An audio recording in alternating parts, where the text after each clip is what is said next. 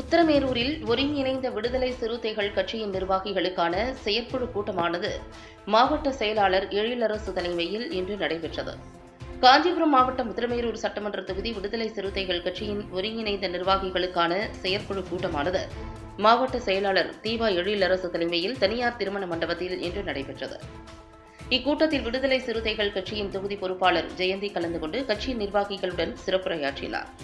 வாக்கு திருத்த சட்டத்தை திரும்பப் பெற ஒன்றிய அரசை வலியுறுத்தி நடப்பாண்டு ஜூன் 14ஆம் தேதியன்று திருச்சியில் எழுச்சி தமிழர் திருமாவளவன் தலைமையில் நடைபெறவுள்ள மத சார்பின்மை காப்போம் என்ற தலைப்பில் நடைபெறவுள்ள மக்கள் எழுச்சி பேரணிக்கு திரளான வாகனங்களில் பொதுமக்களை திரட்டி ஒன்றிய அரசுக்கு எதிராக அணி திரண்டு விடுதலை சிறுத்தைகள் கட்சி பேரணியை மிகப்பெரிய வெற்றி பெறச் செய்வது குறித்து பல்வேறு ஆலோசனைகளை வழங்கினார்.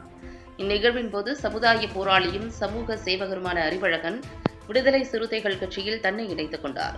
அதிமுக, திமுக உள்ளிட்ட பல்வேறு கட்சிகளில் இருந்து வெளியேறி விடுதலை சிறுத்தைகள் கட்சியில் இணைந்த இளைஞர்களை மாவட்ட செயலாளர் எழிலரசு சால்வை அணிவித்து வரவேற்று கட்சி நிர்வாகிகளுக்கு அறிமுகம் செய்து வைத்தார்.